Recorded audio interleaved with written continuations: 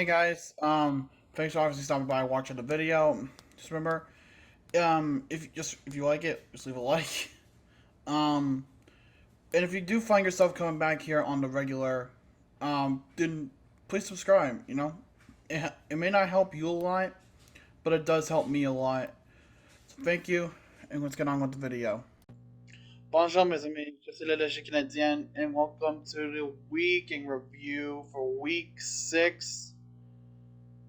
Pretty much also the 1 year anniversary of this entire series. Wow, I was not expecting, to make week in review videos this far and year on, and you guys seem to like it, so thank you guys for, constantly tuning into this bullshit. But regardless, week 6 is passed us by, so it's time to do a week in review, so here we go, starting with the bullshit that was Thursday Night Football.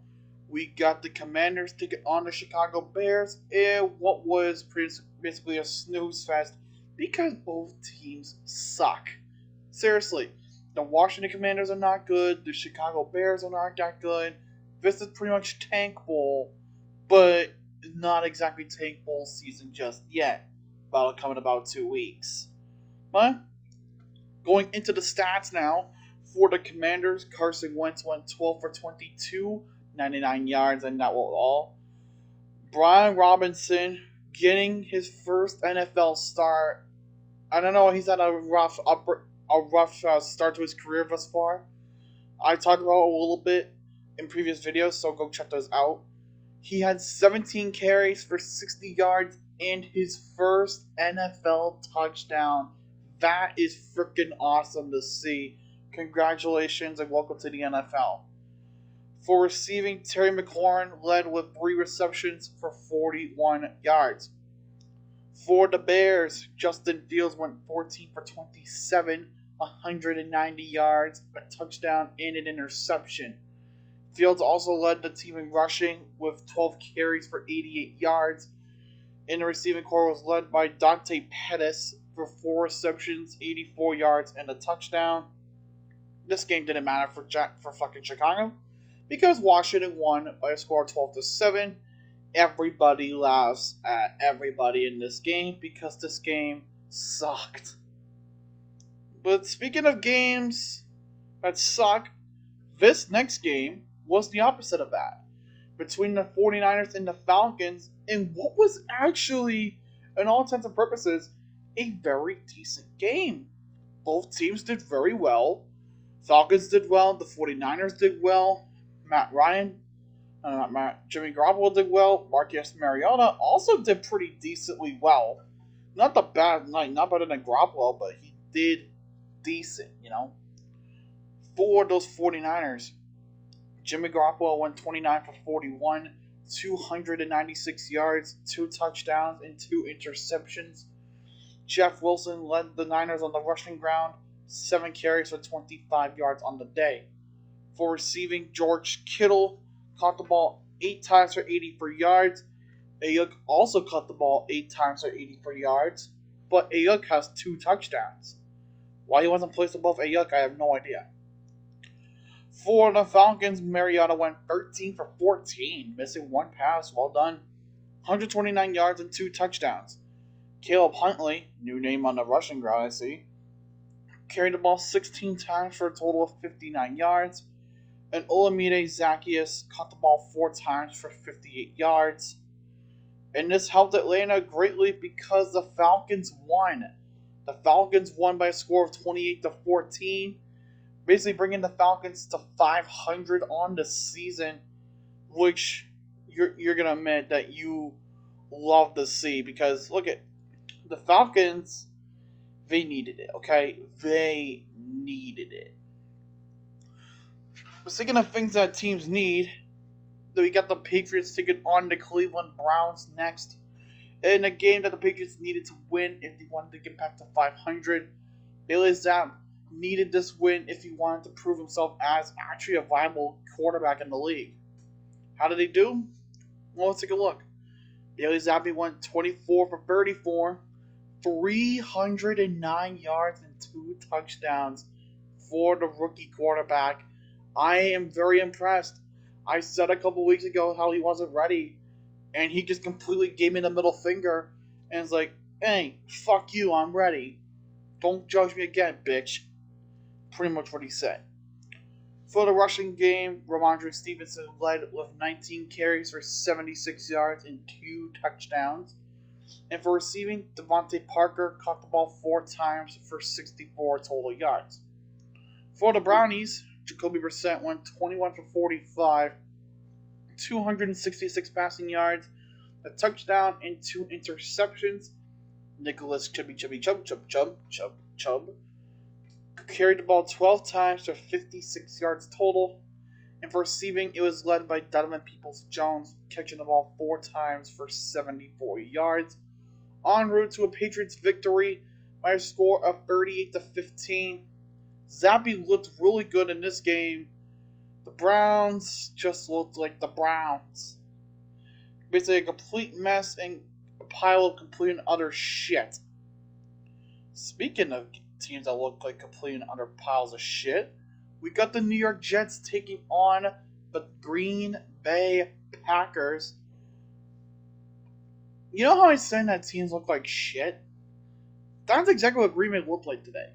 That is exactly what Green Bay looked like against the New York Jets. Complete and utter shit.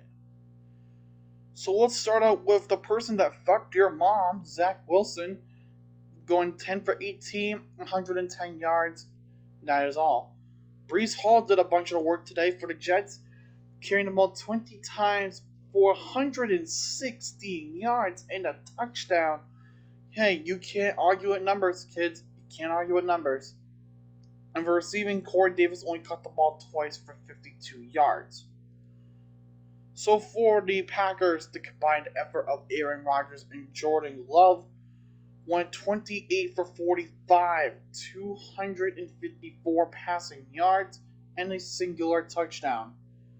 A.J. Dillon led the rushing corps today, 10 carries for only 41 yards.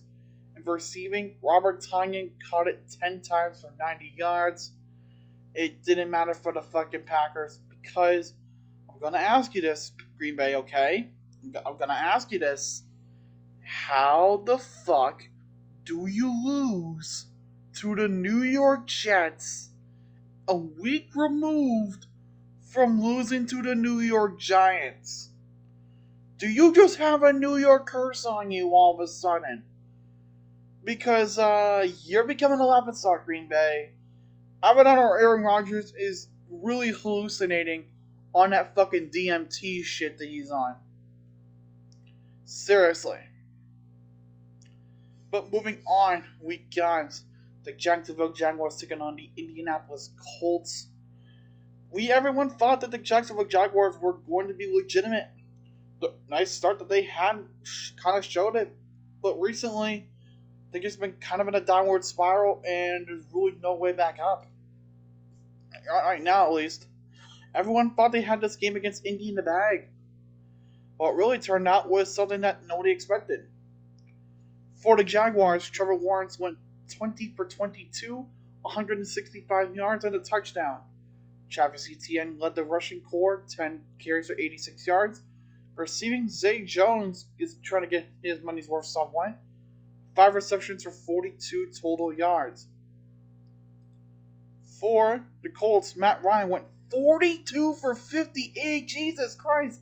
Matt, you are not back in your fucking late 20s, early 30s. You are in your mid to late 30s. Why are you throwing it that much? Jesus Christ. Anyway, 389 passing yards and 3 touchdowns. So, I mean, again, you can't argue with numbers. Deion Jackson, hey, that's a new name.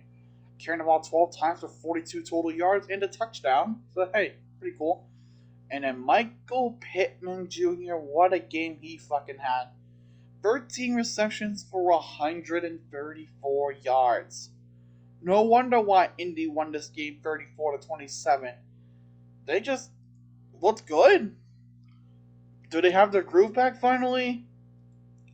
Too early to tell. Right now, at least. But for the next game, we have the Vikings taking on the Dolphins. Hey, Hey, fellow viewer. Yeah, I'm talking to you. Do you happen to remember back in week 3 how we were talking about how the Dolphins were like this legit team? They just beaten the Bills. They were 3-0. They looked unstoppable. Yeah, me too. Because they don't look that dominant anymore. Basically, they looked like as if they rapidly aged and were forced to go to retirement home at the age of 25. That is how bad the Dolphins have become recently. For the Vikings, stats on the day, Kirk Cousins went 20 for 30, 175 yards and 2 touchdowns. Dalvin Cook did some work today, 13 carries for 77 yards and a touchdown. And for receiving, of course, we gotta give the honorable mention to Justin Jefferson. 6 receptions for 107 yards pass receiving on the day. And for the Dolphins, the combined effort of Bridgewater and Thompson. Yeah, I know. I didn't realize Teddy Bridgewater came back. 34-47. 39, 49, 59, 69, 79, 89, 99, 409, 418. 418 passing yards. I had to do quick math. 2 touchdowns and 2 interceptions. Raheem Mostert carried the ball 14 times for 49 yards. And for receiving, holy Jesus, Tyreek Hill. 12 receptions for 177 yards. But let's not shut out Jalen Waddle here. 6 receptions for 129 yards. That's still decent. But we also got to turn on our nice alarm. Mike Gesicki caught the ball 6 times for 69. Nice yards and 2 touchdowns. Look at that. But unfortunately, despite those great numbers, Dolphins still could not win this game. 24-16, Vikings are 5-1, and they are looking like the legit threats. Seriously, the Vikings look really good right now. They look really good. But who knows how long it'll last. But I think it'll last a while. I think the Vikings are fine. But moving on, we got a little bit of a homecoming here between the Bengals and the Saints. Joe Burrow's first game back in New Orleans since his days at LSU. Basically a little bit of a homecoming. And I bet you his goal was to go in there and beat the Saints' ass. But let's see how he did. For those Bengals, Joe Burrow went 28 for 37, 300 yards and 3 touchdowns. 100 yards per touchdown. Joe Mixon carried the ball 8 times for 45 yards.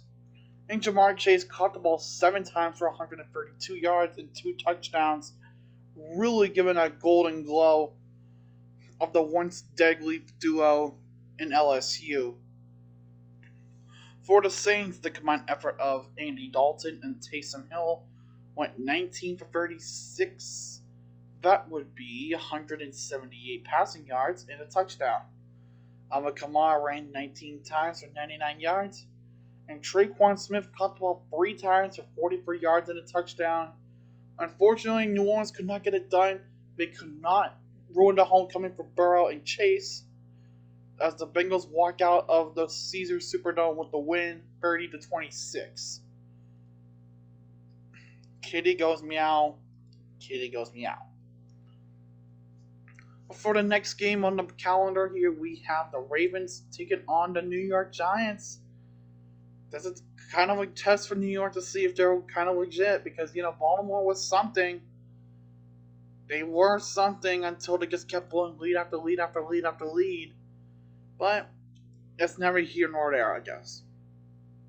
For those Ravens, Lamar Jackson went 17 for 32, 210 yards, a touchdown, and an interception. Kenyon Drake carried the ball 10 times for 119 yards and a touchdown. Holy shit. That's still pretty good, though. That's still pretty good. And for receiving, Mark Andrews caught the ball 7 times for 106 yards and took it to the house for a touchdown. I guess that's all good and well for the Ravens. For the New York Giants, Danny Dimes went 19 for 27, 173 yards and 2 touchdowns. Saquon Barkley ran the ball 22 times for 83 yards and a touchdown. And for receiving, the receiving corps still needs help. Only 5 receptions, 38 yards and a touchdown for Daniel Bellinger. Seriously, they really need more notable receivers. En route to a Giants victory again, 24-20. Where are they getting this win from? It's like they're just getting wins out of their ass. Seriously, the Giants are 5-1. What in the blue blazing fuck is happening? Because I don't think anyone knows. Not even me. Not even I know. Speaking of things that we don't know, we got the Buccaneers taking a trip up onto the Steel City and taking on the Steelers. How do I want to word this? Tampa Bay didn't look so good. Sure, they had kind of a little bit of a rally late, but you can only go as far as your team is willing to take you. And that old-ass aging quarterback. Speaking of that old-ass Asian quarterback, Thomas Brady went 25 for 40, 243 yards and a touchdown. Leonard Fournette carried the ball 21 times for 63 yards. And for receiving, Chris Godwin caught the ball 6 times for 95 yards. For the Steelers, the combined effort of Trubisky and Pickett went 20 for 30. 54, 64, 74, 84, 94, 204, 211 passing yards, and 2 touchdowns. Najee Harris carried the ball 14 times for 42 yards, and Chase Claypool caught the ball 7 times for 96 yards and a touchdown. And somehow the Steelers won. You heard it right, folks. The Steelers won by the skin of their teeth. 20-18, and I don't know. I legitimately do not know. Because this is a team that doesn't exactly look so hot. But moving on, we got the Carolina Panthers taking on the Los Angeles Rams. Hey, speaking of teams that are not hot. So, the Panthers... Okay, I understand. You just got a new coach. Well, you just fired your coach. You fired your defensive coordinator. So you have to resort to Steve Wilkes for a little bit until you get a proper coach. But that's not the big story of this game. The big story of the game was Steve Wilkes throwing Robbie Anderson out of the game, and then the next day was traded. Yes. Traded for a 6th and a 7th. Next year's 6th and a 2025 7th. To the Cardinals. Oh, you think I'm joking? Look it up. I'm not kidding you. That's the actual trade. But yeah. Thank you, Robbie Anderson, for your time in Carolina, I guess. So we'll just get right into it. PJ Walker and Jacob Eason combined for 13 for 21, 119 yards and an interception. God, they were decimated on quarterbacks. Christian McCaffrey carried the ball 13 times for 69. Nice yards. And McCaffrey again leads in receiving. 7 receptions for 89 yards. Fuck, I can't talk tonight. For the Rams, Matthew Stafford went 26 for 33. 253 yards, a touchdown, and an interception. Darrell Henderson carried the ball 12 times for 43 yards, and for receiving, Cooper Kupp caught the ball 7 times for only 80 yards, which in recent weeks that's kind of low, but it's not his fault. But I don't think it matters too much because the Rams did escape this game with the win and scored 24-10, so I don't think they care that much. But moving on now, we got the Arizona Cardinals taking on the Seattle Seahawks. Okay, Kyler, are you going into Call of Duty Modern Warfare 2 mode early? The game doesn't come out till next Friday. Just wait, dude. Just wait. I'm excited for the game too. I pre-ordered the game myself, but damn. You don't need to be in Call of Duty mode yet. Just wait a week. Just wait. That's all you need, just wait. Speaking of Kyler Murray, he went 23 for 37, 222 yards and an interception. Murray also led the rushing corps, 10 carries for 100 yards. And for receiving, Zach Ertz only caught the ball 7 times for 70 yards. For the Seahawks, Geno Smith went 20 for 31 and 197 yards. Kenneth Walker carried the ball 21 times for 97 yards and a touchdown. And for receiving, Noah Fant caught the ball 6 times for 45 yards. Game was low scoring. Seahawks win. Nice. Somehow Geno Smith has carried the team to 500. Who knew? But moving on to a clash of the Titans, we got the Bills taking on the Chiefs in a rematch from the divisional round last year. Oh man, everyone was excited for this game. And with good reason, because both teams are really good. For the Bills, Josh Allen went 27 for 40, 329 yards and 3 touchdowns. Devin Singletary carried the ball 17 times for 85 yards total. And for receiving, Stephon Diggs caught the ball 10 times for 148 yards and a touchdown. For those Chiefs, Patty Mahomes went 25 for 40, 338 yards, 2 touchdowns, and 2 interceptions. Clyde Edwards-Helaire carried the ball 9 times for 34 yards. And for receiving, Juju Smith-Schuster caught the ball 5 times for 113 yards and a touchdown. But you might think that the Chiefs came out of this game with the win. No. My dear John, I have to tell you, this time around, the Bills came out victorious here, 24-20. But fear not, my child. This was a great game. So there's no need to be worried about the Bills or the Chiefs. They look really good, and I think they'll be just fine. Hopefully we might see them in the playoffs. Who knows? Maybe a third time.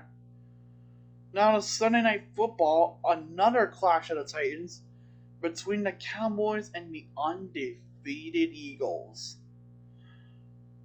Cooper Rush, this was his test. This was his ultimate test to see how dominant he was going to be as a quarterback. Unfortunately, things didn't look so good. For the Cowboys, Cooper Rush went 18 for 38, 181 yards, a touchdown, and 3 interceptions. Zeke Elliott carried the ball 13 times for 81 yards and a touchdown. CeeDee's nut slam caught the ball 5 times for 68 yards. For the Eagles, Jalen Hurts went 15 for 25, 155 yards and 2 touchdowns.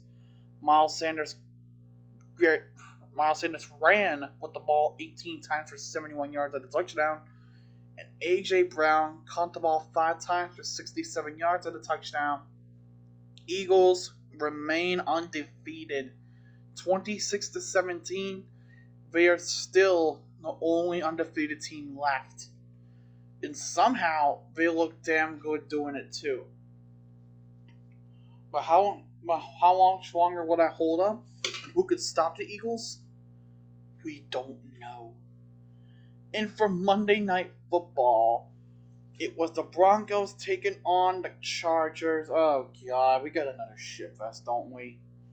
So, this game was not the best.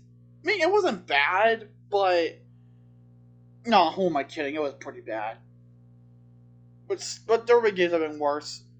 Like the Washington-Chicago game, for example. Just saying. For the Broncos, Russ Wilson went 15 for 28, 188 yards and a touchdown. Latavius Murray, the newest Bronco, ran 15 times for 66 yards. And Jerry Jeudy caught the ball 3 times in the air for 54 yards. For the Chargers, Justin Herbert went 37 for 57, 238 yards and an interception. Austin Eckler carried the ball 14 times for only 36 yards and a touchdown. And for receiving, Josh Palmer caught the ball 9 times for 57 yards.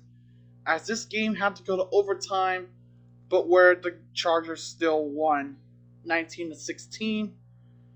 The Chargers, I guess, avoided the charging today. But that will do it for the weekly review, guys. I hope you guys did enjoy. If you did, leave it a like, comment down below if you guys want to see me next. Thank you guys for one whole year of the weekly review series. This has been, honestly, let me tell you something. This series, because I know I've been doing it with the USFL and I continue to plan on doing that even with the XFL coming in. This series has been kind of like an escape for me mentally, okay? Because I've had a lot of shit go on in my personal life, with school and other stuff. Doing videos like this, just giving my opinion on it, on games and whatnot, seriously has been kind of an escape for me, and I actually really enjoyed doing it. So thank you guys for every single one of you that tune in each week. I don't care if it's like single digit numbers or low double digits. I don't care how many of you tune in. As long as you guys tune in to these, I will keep making them. I don't care. If you have not done so already and you find yourselves coming back on the regular, subscribe and join the Logical Nation. We would love to have you here. But until next time, guys, je suis le Canadien. Bonne nuit, merci beaucoup, et au revoir.